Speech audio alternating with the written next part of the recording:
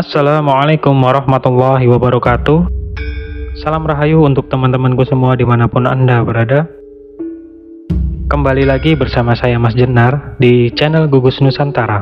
Di video kali ini saya akan membahas tentang Keraton Surakarta Hadiningrat, di mana Keraton Surakarta Hadiningrat ini sebagai pengganti pemerintahan yang sebelumnya berada di Keraton Kartasura Hadiningrat. Setelah pelarian Pakubuwono II dari Magetan dan Ponorogo, kembalinya beliau ke Kartasura dan berhasil merebut kekuasaan tahta Kartasura kembali. Melalui bantuan Adipati Cakraningrat IV, penguasa Madura Barat yang merupakan sekutu VOC. Namun, karena keadaan Keraton Kartasura yang porak-poranda akibat kejadian geger pecinan tahun 1743, Sunan Pakubuwono II memilih menyingkir sementara ke Ponorogo untuk menghindari hal-hal yang tidak diinginkan atau menghindari serangan-serangan yang mungkin akan muncul kembali.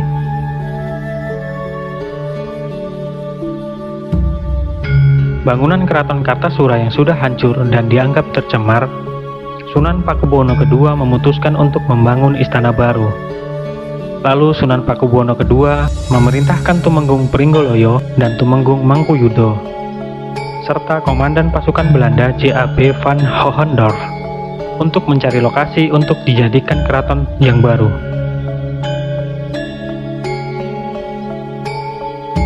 Tiga wilayah terbaik yang menjadi pilihan untuk dijadikan pembangunan keraton baru. Yang pertama adalah Talangwangi Kadipolo, yang sekarang menjadi Sriwedari. Lalu yang kedua Sonosewu, yang terletak di Begonang, Sukoharjo.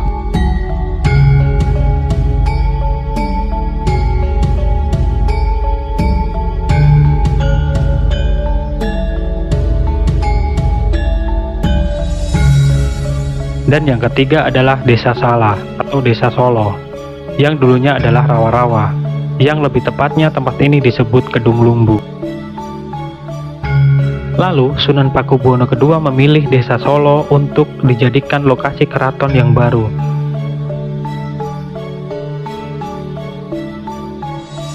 Sunan Pakubuwono tidak serta-merta mengambil wilayah tersebut, namun dibeli dengan 10.000 picis emas. Dan Sunan Pakubuwono memberi maklumat kepada masyarakat yang sudah ada untuk dipersilahkan tinggal di wilayah tersebut.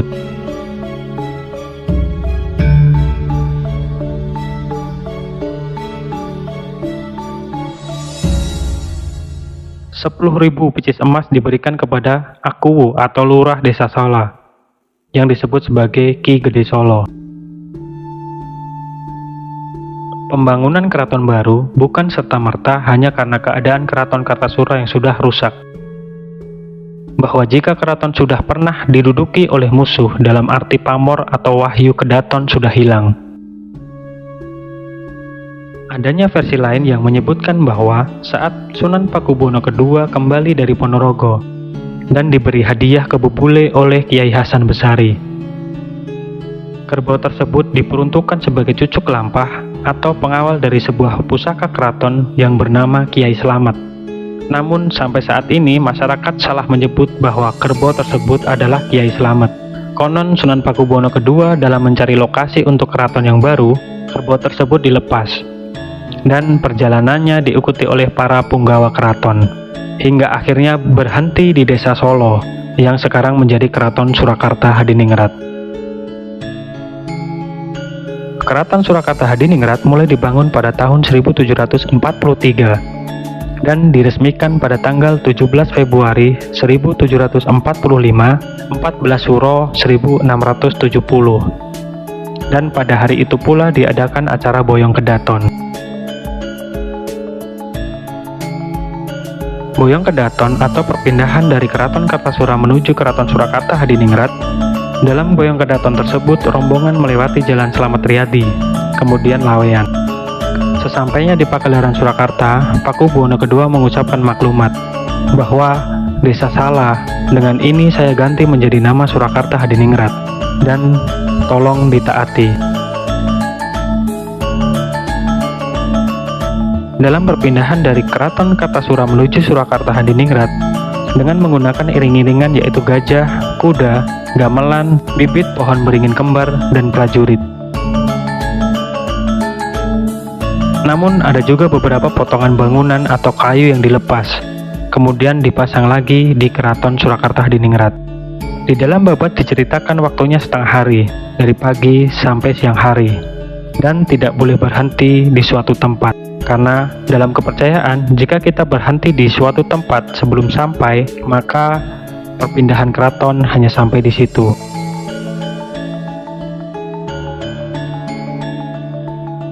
Boyong Kedaton adalah perpindahan dari Keraton Kartasura menuju Surakarta Hadiningrat.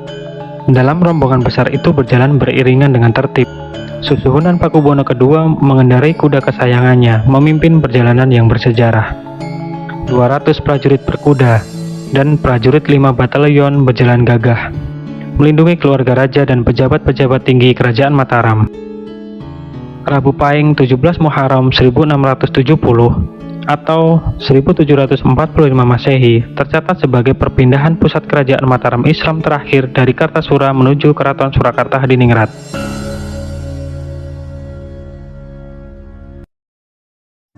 Seluruh harta benda Kerajaan Kartasura diboyong. Sepasang pohon beringin yang masih muda, mahligai, bangsal pengerawit, gajah, dan burung kesayangan Sri Baginda Raja, arca-arca emas untuk upacara, pusaka Kiai Pengarap-arap, dan pusaka Kiai Batu Manca, kitab-kitab pusaka, dan tak ketinggalan pula pusaka Nyai Setomi. Gendol Negoro mungkin itulah kata yang tepat untuk menggambarkan upacara perpindahan tersebut. Tidak hanya keluarga raja dan pejabat tinggi saja yang ikut pindah, tetapi ada juga tukang emas, tukang besi, penjahit, tukang kayu, tukang batu, abdi dalam keraton, peniup terompet, abdi dalam dapur dengan segala perkakasnya.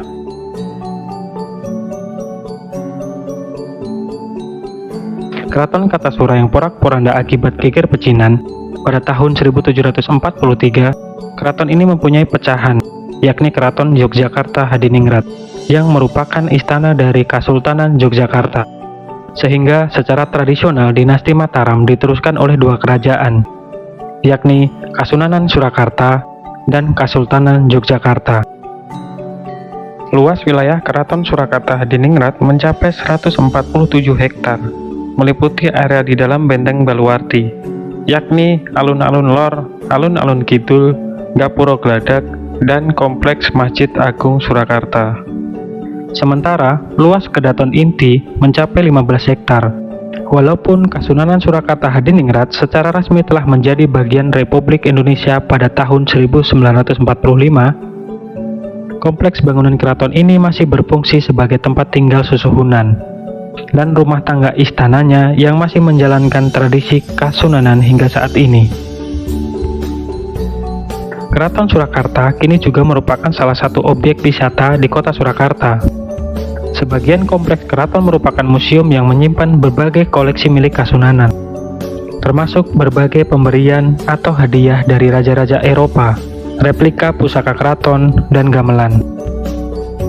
Dari segi bangunannya, keraton ini merupakan salah satu contoh arsitektur istana Jawa terbaik, memiliki balairung-balairung mewah dan lapangan serta pavilion yang luas.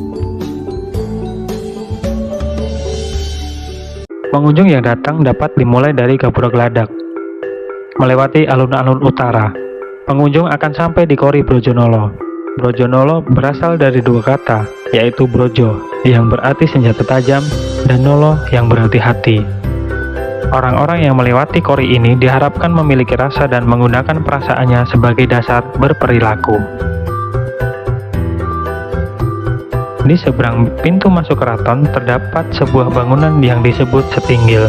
Setinggil sebenarnya merupakan sebuah halaman yang ditinggikan hingga menyerupai gunung kecil atau punggung kura-kura. Setinggil terbentuk dari dua kata, yaitu siti yang berarti tanah dan inggil yang berarti tinggi. Konon untuk meninggikan tanah di wilayah ini digunakan tanah yang diambil dari daerah Tolowangi yang tanahnya harum. Sitinggil diperkirakan dibangun pada tahun 1766 Masehi atau 1701 Jawa. atau pada masa Pakubuwono III. Hal ini merujuk pada nama lengkap tempat ini, yaitu Sitinggil Palenggahaning Ratu, yang mengandung maksud Condro Sengkolo. Condro Sengkolo merujuk pada tahun pembuatan tempat ini. Di tempat ini terdapat bangsal yang bernama Bangsal Sewoyono. Bangsal ini dibangun oleh Sunan Pakubuwono ke-10 pada tahun 1843 Jawa. Bangsal ini berfungsi sebagai tempat menghadap raja saat perayaan Gerebek atau perayaan hari besar. Selain itu, terdapat pula 8 meriam yang diarahkan menghadap utara. Kedelapan meriam tersebut diberi nama Meriam Kyai Bringsing, Meriam Kyai Bagus, Meriam Kyai Nangkulo, Meriam Kyai Kumborowo, Meriam Kyai Kumborawi, Meriam Kyai Sadiwo, Meriam Kyai Alus, dan Meriam Kyai Kadal Buntung atau Kyai Pamecut atau Kyai Kumali. Setelah melewati Kori Brojonolo, akan sampai di Baliroto. Baliroto merupakan tempat terbuka yang terletak di belakang patung kembar penjaga keraton, Cingkorobolo dan Bolo Poto. Tempat ini dibangun pada masa pemerintahan Sunan Pakubuwono ke-10. Bagian selanjutnya adalah Kori Kamandungan. Ini merupakan pintu masuk dengan tipe Kori Kuputarung yang berada di sebelah selatan Mandiroto. Kamandungan berasal dari kata mandung yang berarti berhenti. Hal ini dimaksudkan setiap orang yang akan masuk ke keraton harus berhenti sejenak di tempat ini untuk mempersiapkan diri secara lahir dan batin. Setelah melewati Kori Kamandungan, akan tiba di sebuah tempat yang bernama Sri Manganti. Sri Manganti berasal dari dua kata, yaitu Sri yang berarti raja dan Manganti yang berarti menunggu. Tempat ini merupakan tempat tunggu bagi para tamu sebelum dipersilahkan masuk ke dalam keraton. Di bagian ini, terdapat dua bangsal yang saling berhadapan. Bangsal pertama adalah Bangsal Morokoto atau Semorokoto. Bangsal yang menghadap ke timur ini berfungsi sebagai tempat para abdi dalam Bupati Lebet yang akan menghadap raja serta tempat pemberian hadiah atau penghargaan kepada para abdi dalam Lebet.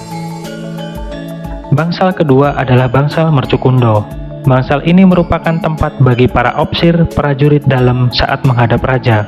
Selain itu, bangsal ini juga merupakan tempat untuk menjatuhkan hukuman dan amarah kepada para putra raja, keluarga raja, atau abdi dalam yang melakukan kesalahan pada keraton dan negara. Setelah melewati Kori Sri Manganti, akan tiba di halaman Kompleks Kedaton. Halaman ini dialasi dengan pasir hitam yang diambil dari Pantai Parangkusumo dan Gunung Merapi. Halaman ini juga ditanami dengan 76 batang pohon sawo kecik. Selain itu, berbagai patung bergaya Eropa pun menjadi penghias halaman. Bangunan-bangunan utama keraton adalah Sasono Sewoko, Dalem Ageng Probo Suyoso, Sasono Hondrowino, dan Panggung Songgobuwono. Sasono Sewoko merupakan bangunan peninggalan pendopo Istana Kartasura. Di sebelah baratnya terdapat Dalem Ageng Probo Suyoso. Ini merupakan tempat terpenting dari keseluruhan bangunan yang ada di Keraton Surakarta Hadiningrat. Di tempat inilah berbagai pusaka serta tahta raja yang menjadi simbol kerajaan disimpan. Dalem Ageng Probo Suyoso merupakan tempat pengambilan sumpah seorang raja ketika mulai bertahta sebelum acara pemahkotaan di Sitinggil. Berikutnya adalah Sasono Hondrowino. Tempat ini merupakan tempat perjamuan makan resmi pihak kerajaan. Saat ini, bangunan ini sering digunakan sebagai tempat diadakannya seminar atau menyambut tamu asing yang datang ke Solo. Berikutnya adalah Panggung Songgobuwono. Bangunan ini merupakan sebuah menara setinggi 5 lantai. Konon, menara ini merupakan tempat yang digunakan susuhunan atau raja bersemedi untuk bertemu dengan Nyai Ratu Kidul. Selain sebagai tempat bersemedi, menara ini juga merupakan benteng pertahanan untuk mengawasi keadaan di sekeliling keraton. Menara ini juga menjadi tempat untuk melihat posisi bulan sebagai patokan penentuan awal suatu bulan. Dan sampai saat ini, Keraton Surakarta Hadiningrat masih mengadakan berbagai acara budaya dan tradisinya, seperti Kirap Pusaka. Acara ini diselenggarakan setiap tahun atau 1 Muharram dalam penanggalan Islam. kirab Kerbo Bule yang memimpin kirab 9 pusaka keraton yang ada di belakangnya. Tak luput juga para keluarga keraton dan para abdi dalam. Lalu ada juga tradisi Grebeg Maulud atau sering dikenal dengan sekaten.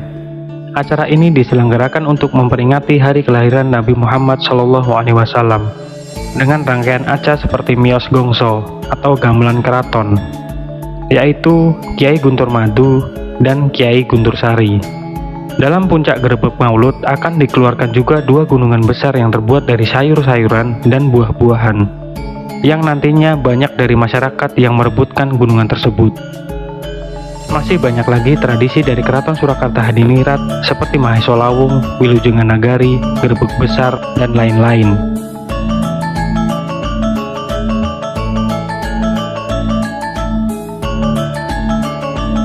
Dan Museum Keraton Surakarta Hadiningrat dibuka untuk umum, di mana pengunjung dapat melihat koleksi-koleksi yang ada dalam Keraton Surakarta Hadiningrat. Pengunjung juga dapat melihat-lihat kawasan Keraton Surakarta Hadiningrat.